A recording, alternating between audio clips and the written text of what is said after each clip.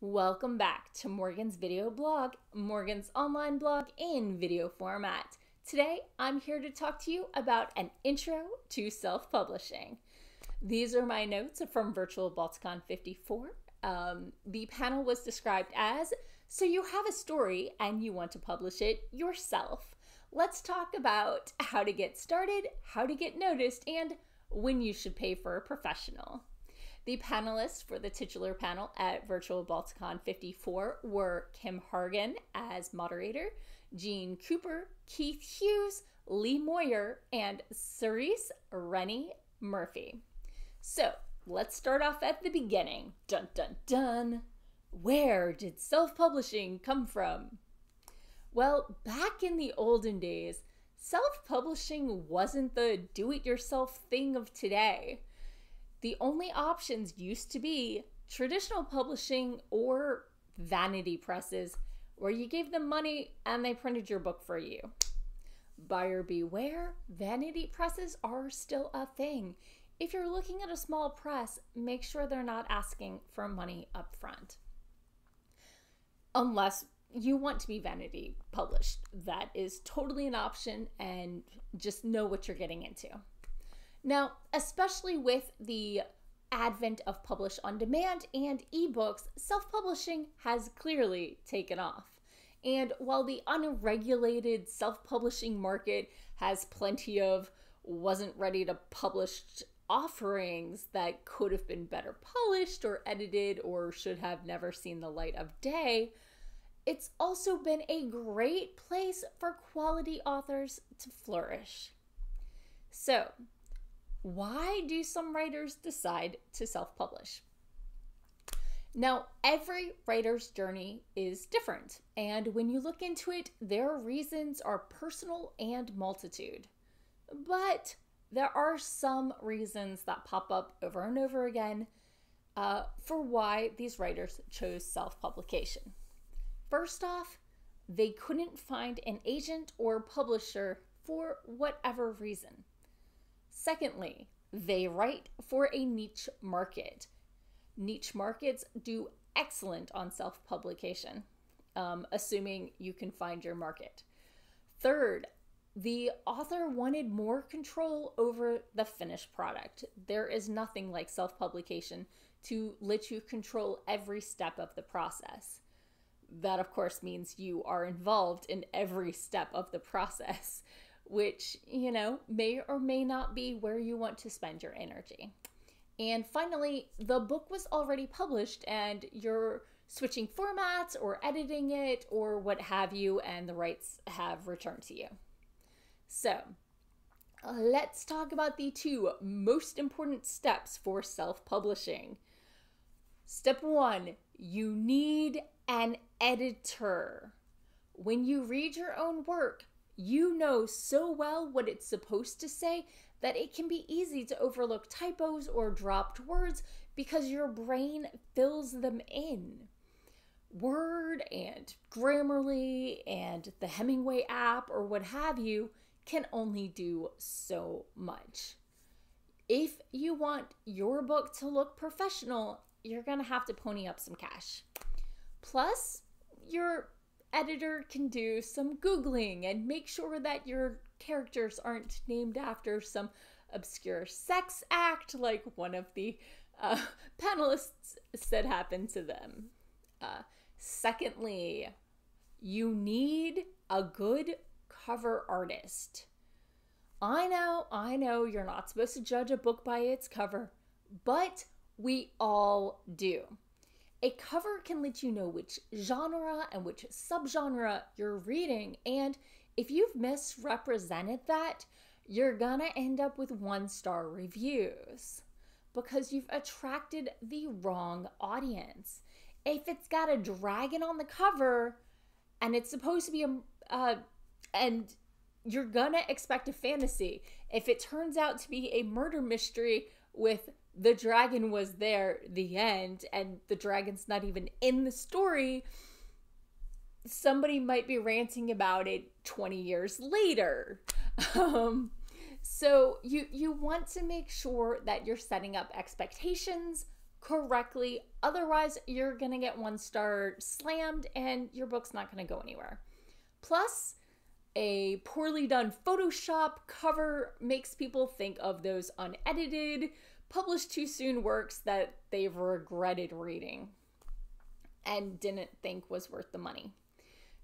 Sure, you can save money on the cover art, but you'll likely need to invest that much or more on ads just to make up for the bad cover.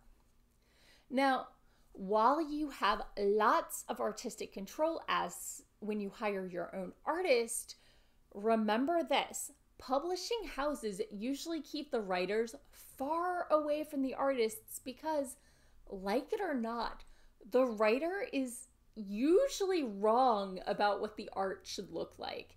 Now, this doesn't mean they can't say, that doesn't happen in my book, that's horrible, or that's a spoiler, it shouldn't be on the cover. A lot of times, though, it's best to tell the artist what the book's about and see what they come up with.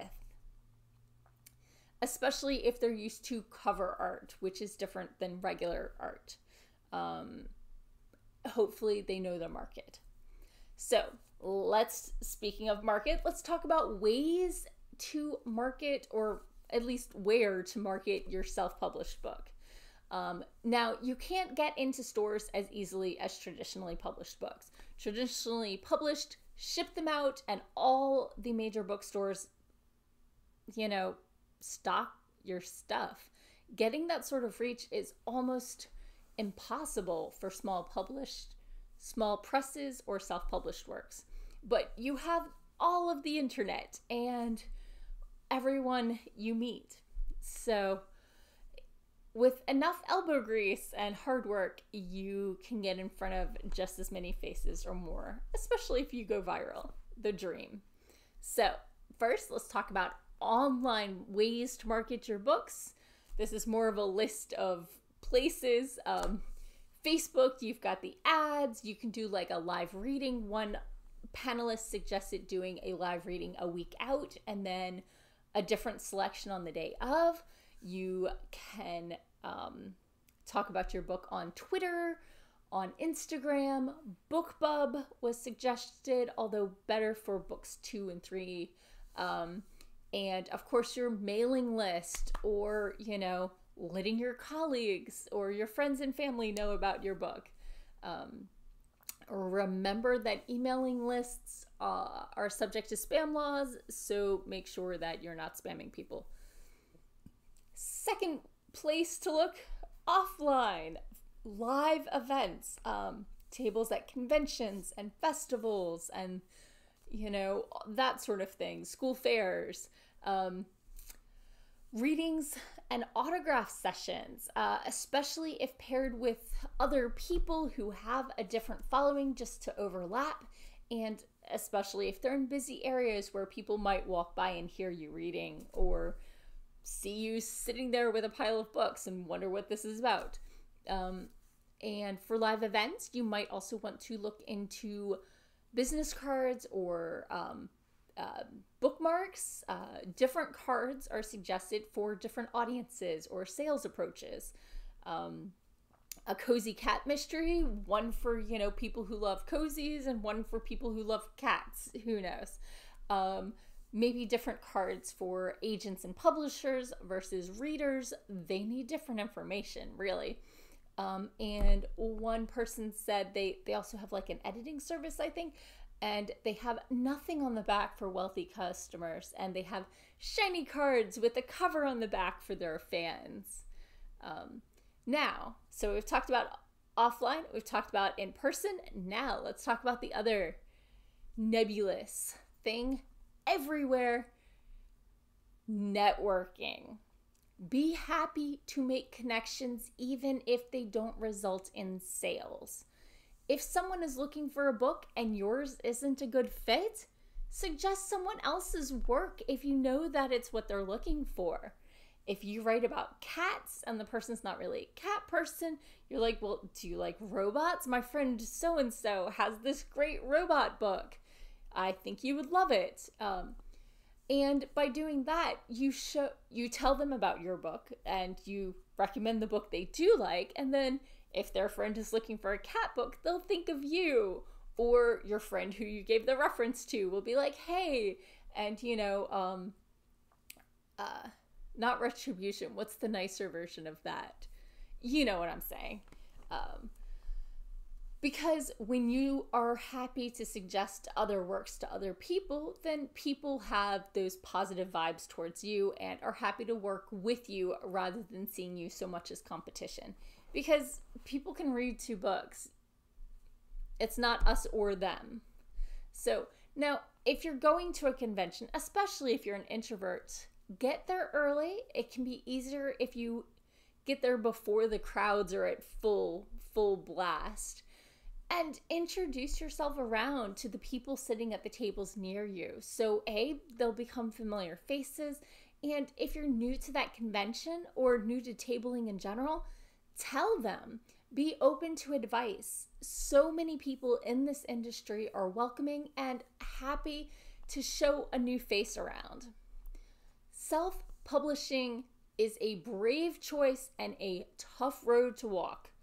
Best of luck to finding your audiences to all my writer friends, no matter who publishes you or if you've been published yet. Now, obviously, I'm not self-published, at least not yet. If you are, please share your experiences and tips and references below. If you have any, I'd love to share them with my other watchers. And thank you for watching. If you found this post helpful, share it with your friends and family, subscribe, click that little ding bell so you'll be notified when I update, and I'll be back again next week with more writing tips and writerly musings. Bye-bye.